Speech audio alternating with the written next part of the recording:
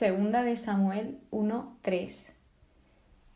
Ya que este libro está partido en dos, la introducción de Segunda de Samuel la podéis encontrar en la Primera de Samuel, en el primer capítulo que subí de este libro, porque como expliqué, este libro antes era todo uno y se partió en dos. Por lo tanto, todo lo que tenía que explicar tanto de Primera de Samuel como de Segunda de Samuel lo tenéis todo en el primer episodio de Samuel. Y el tema más destacado de hoy, para mí, es cuál es la clave del éxito, que lo veremos durante el episodio. Por lo tanto, comencemos. Bueno, si nos ponemos un poco en situación, Saúl y sus 3 hijos acababan de morir y en el primer capítulo es cuando David se entera de la muerte de Saúl y también de Jonatán. Y algo que ya empieza confundiéndome de este libro es que aquí una Amalecita es el que le dice a David que él mismo ha matado a Saúl porque se lo ha pedido. Y esto es algo que no entiendo, porque en el último capítulo de Primera de Samuel, en el capítulo 31, dice que Saúl es el que pidió a su escudero que lo matase y luego el escudero se mata a él mismo. Entonces, aquí hay algo que no me cuadra, porque lo he vuelto a revisar y el escudero efectivamente indica que murió. Y aquí dice la Amalecita que lo mató él. Yo aquí no sé yo si le estaba diciendo la verdad o le estaba mintiendo o no sé, pero lo quería comentar con todos vosotros. Y al David oír esto, cogió sus vestidos, los desgarró, también los hombres que estaban con él, que esto no le dio importancia, como casi siempre hay cosas que no le dio importancia y luego cuando entro en el estudio bíblico o busco información de cada versículo descubro un montón de cosas, es que dice, lo mismo hicieron los hombres que estaban con él. Es decir, todos sabían cómo era Saúl, cómo les había tratado Saúl, el odio que tenía hacia David. Y toda la gente de David, en vez de extrañarse y decir, no, tú tienes que hacer esto a David, o decir, tendrías que alegrarte, no. Primero, David no se alegró, sino que se puso a llorar, a lamentarse y a ayunar por Saúl y por Jonatán, y los hombres también. Así que los hombres tenían un gran ejemplo de David y hacían y seguían su ejemplo. Esto es lo que me impactó cuando lo leí en el estudio. Y luego ya David se enfada muchísimo y manda matar a este Amalecita, porque yo creo que la impresión de este señor, de la Amalecita, es que él iba como fardando de que había matado a Saúl, ya que era el enemigo de David, pero David lo que siempre estaba diciendo a los demás es que no lo matasen, porque David, aun todo el daño que le había hecho, él lo amaba y lo respetaba y le era fiel a su señor. A lo que David, antes de que matasen a este hombre, dice, ¿cómo no has temido alzar tu mano para matar al ungido de Yahvé?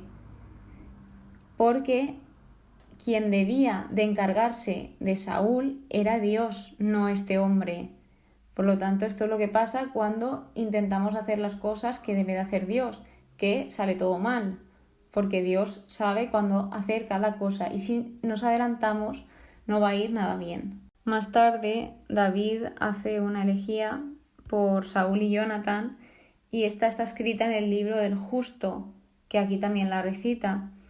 El libro del justo, si os acordáis, porque yo decía, digo, ¿de qué me suena tanto este libro? Este libro yo creo que se ha mencionado antes en la Biblia y como también creo que menciona alguno más, sé que alguno no se ha encontrado, pero este creo que sí. Y el libro del justo sale en Josué, capítulo 10, versículo 13, y es una colección de poesía hebrea antigua. Luego ya acabando esta elegía, dice, me gustaría comentaros esto que dice David. Tu amor fue para mí más delicioso que el amor de las mujeres, porque David, la amistad que tenía con Jonatán, tenía a Dios en el centro y es Dios quien unía a ellos dos y por lo que su amistad seguía creciendo y sobre todo en amor, porque cuando Dios está en el centro, todo crece, el amor crece porque tú tienes límites, un humano tenemos límites, llegamos hasta cierto punto, pero cuando tú decides meter a Dios en cualquier relación, ya sea de amistad, de noviazgo, etc., el amor va muchísimo más allá, porque Dios es infinito, Dios no tiene límites. Por lo tanto, tú vas a ver cómo ese amor va a ser inmenso y eterno. A lo que, claro, aquí es que David, las mujeres de David, dice esto porque no fue todo conforme a la voluntad de Dios. David tenía un montón de mujeres y ahora lo veremos más tarde. Pero ved aquí cómo David ama tanto a Jonathan. Es que ya dije que me parecía muy bonita y muy ejemplar su amistad, y con esto se confirma ese duelo que está llevando David por la pérdida de Jonathan. Y antes de continuar con el capítulo 2, me gustaría comentaros esta pequeña reflexión que saqué de un estudio. Dice así: a pesar de todo lo que Saúl hizo contra David, David escogió convertirse en un mejor hombre en vez de amargarse. Es decir, ¿cómo respondió David al odio? Con amor. Y mirad qué bien le fue todo, porque David perfectamente podría haberse amargado, podría haber dejado entrar el odio, la ira, el rencor en su corazón, ir a muerte a por Saúl, pero no dejó que el odio entrase en su corazón. ¿Y cómo pudo lograr esto? Teniendo siempre a Dios presente y a la palabra de Dios. Porque si nosotros tenemos presente su palabra y tenemos presente a Dios, Él va a actuar y va a impedir que nosotros tengamos odio, porque, como todos sabemos, Dios es amor. A lo que David mantuvo su corazón libre de resentimiento. En el capítulo 2 trata sobre la consagración de David en Hebrón. Y aquí es cuando yo comentaba la clave del éxito. ¿Cuál es la clave del éxito? Y David nos muestra cuál es. Y me diréis, ¿y cómo puedo hacer para que todo me salga bien? ¿Y por qué a David, a pesar de todo el odio que le tenían, a pesar de toda la envidia, a pesar de todas las dificultades en el camino, por qué todo le salía bien hasta ahora? Porque consultaba a Dios. La clave del éxito es consultar a Dios, porque ¿quién mejor que Dios nos va a conocer? Nadie. El que mejor nos conoce es nuestro Creador, el que sabe tus deseos, el que sabe lo que tú quieres y el que sabe qué es lo mejor para ti.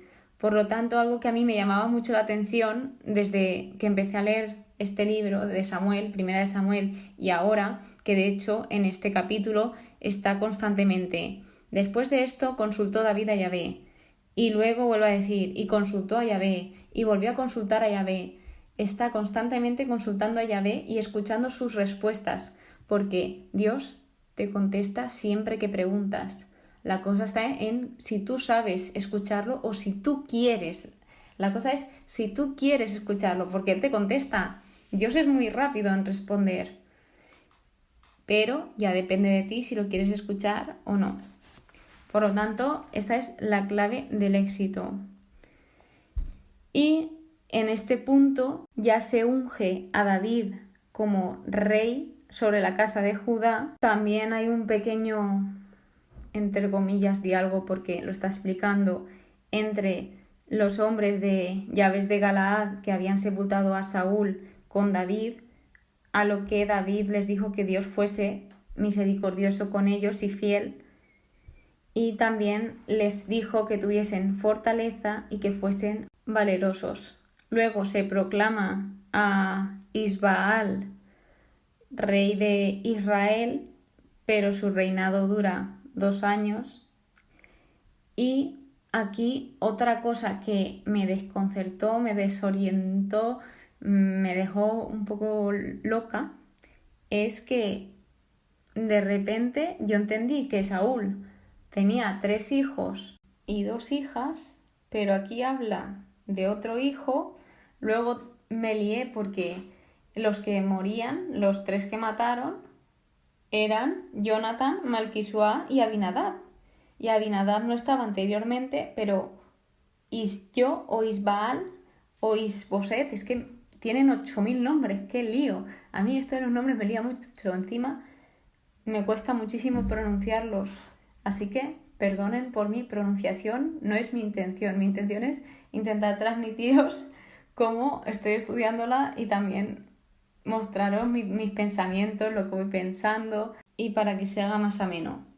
Entonces, lo que os iba contando, habla de Isbaal. Entonces, este es un hijo que no le murió, no le mataron, porque le dijeron que iban a morir sus hijos, pero aquí hay uno que se ve que no muere. Entonces, este, como he contado, fue rey, habla también del reinado de David en Hebrón, y ya se viene una guerra entre Judá e Israel, que de verdad, ¿cuánta guerra? Estoy ya un poco agobiada. Yo creo que me cuesta un poco leer estos libros, Primera de Samuel y Segunda de Samuel, de las guerras que hay, de la envidia, del odio, aunque, gracias a las lecciones que están dando estos libros, porque se sacan lecciones muy buenas de Primera de Samuel y de Segunda, y también oraciones que son espectaculares. Y eso ya lo salva, porque de verdad, aquí hay mucha guerra. Y habla de Joab o Joab, no sé cómo lo voy a decir, a lo mejor una vez os digo Joab, otra Joab, pero para que os hagáis una idea. Este era hijo de Sarbia, que iban con David, y tenía 3 hijos, que eran Joab, Abisai y Asael. Y estaban en batalla. Asael decidió perseguir a Abner, que si recordáis, Abner es el primo de Saúl, era el jefe del ejército y este aún seguía vivo. Y no paraba de perseguirlo. Abner le dijo que se apartase, pero no quiso Asael, a lo que ya recurrió a defensa propia. Que yo la primera vez que lo leí, es que me está costando entender un poco estos primeros capítulos de Samuel, porque la primera vez que lo leí yo me pensaba que lo mató porque tenía que matarlo, pero es que se ve que lo mató por defensa propia, a lo que Asael cayó y murió. Luego, sus 2 hermanos, cuando se enteraron, querían vengarse.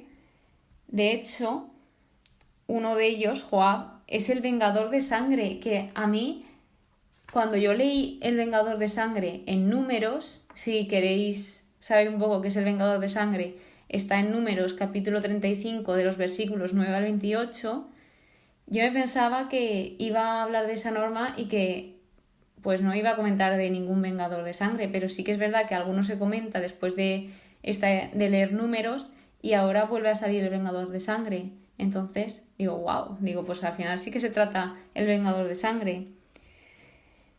Por lo tanto, después de todo esto, llega el capítulo 3. Antes de ir ahí, quiero que tengáis en cuenta que David fue muy paciente y esperó a que se cumpliese su promesa. Es decir, este se aseguró y esperó de Dios. ¿Por qué digo esto? Porque él se esperó y preguntó a Dios todos los momentos y todo cómo debía pasar.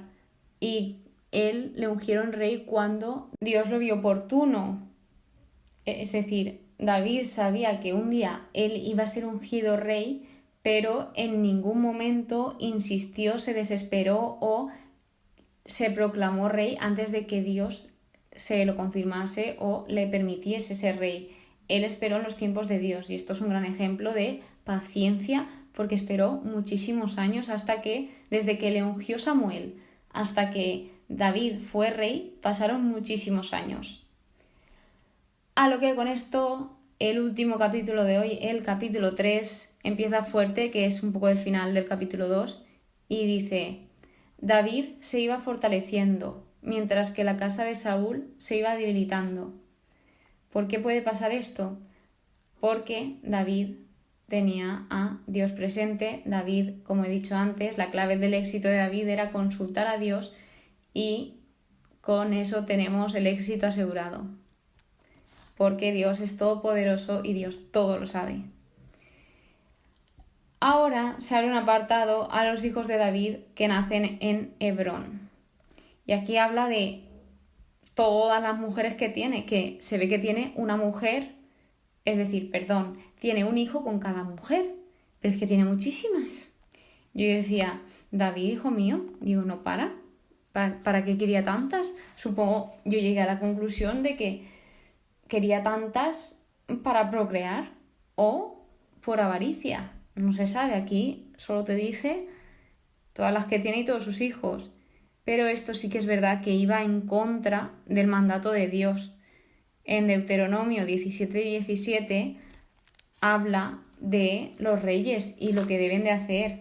Y os lo voy a leer. Dice que tampoco haga acopio de mujeres, no sea que se descarríe su corazón.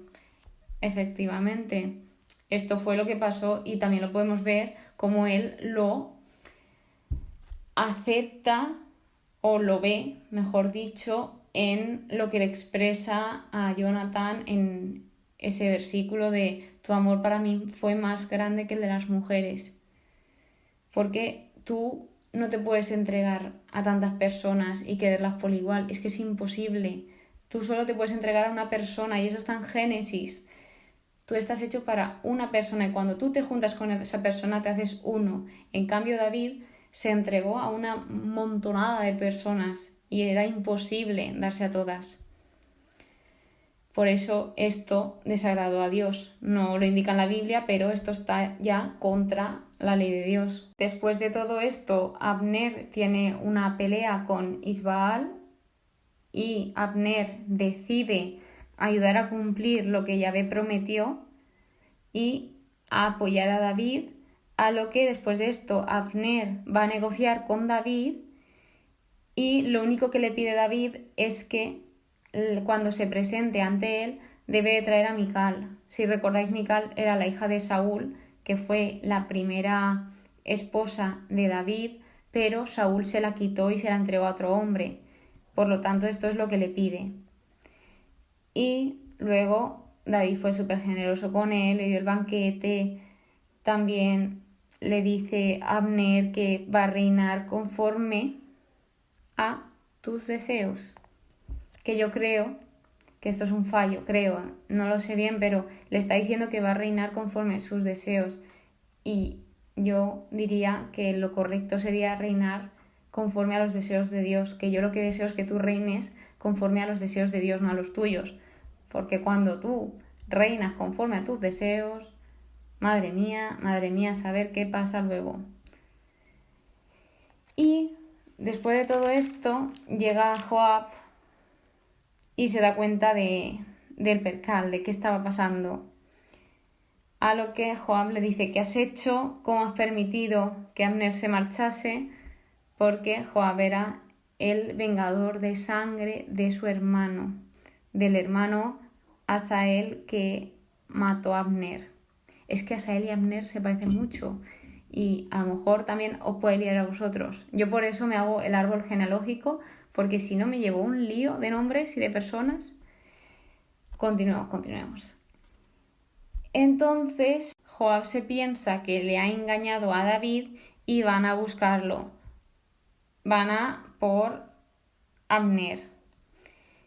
Porque la ciudad de refugio, si recordáis, cuando tú tenías un delito de sangre, que es lo que os he contado antes, que estaban números, tú tenías derecho a refugiarte en un lugar de refugio, que estaban específicos en cada punto, y mientras tú estuvieses en tu lugar de refugio, el vengador de sangre no podía ir contra ti, porque tú estabas ahí hasta que se hiciese el juicio o hasta que se muriese el sacerdote que te tenía a cargo. Por lo tanto, Joab fue igualmente a esa ciudad y lo mató, es decir, que se saltó las normas escritas anteriormente. Esto estuvo mal porque esto es algo que Dios había dicho de una manera y Joab lo hizo a la suya e incumplió la ley. Por lo tanto, cuando Joab llega y dice lo que ha hecho, el rey llora desgarradamente y también le hace una elegía a Abner. Es que David y Abner seguramente creciesen juntos porque uno era el primo de Saúl y David era como el siervo de Saúl. Por lo tanto, yo creo que tendría mucho amor por él. Por último, este capítulo acaba David maldiciendo a los que han matado o al que ha matado específicamente a Abner le maldice conforme a su malicia. Es decir, dice que Yahvé pague al malhechor conforme a su malicia. Ya se acaba estos capítulos. Son un poco intensos. De hecho, si los leéis, por lo menos para mí, se me han hecho muy intensos y como muy, muy fuertes. Así que espero que os haya gustado. Muchísimas gracias por escucharme una vez más, de verdad. Y nos vemos en el siguiente episodio. Que Dios os bendiga.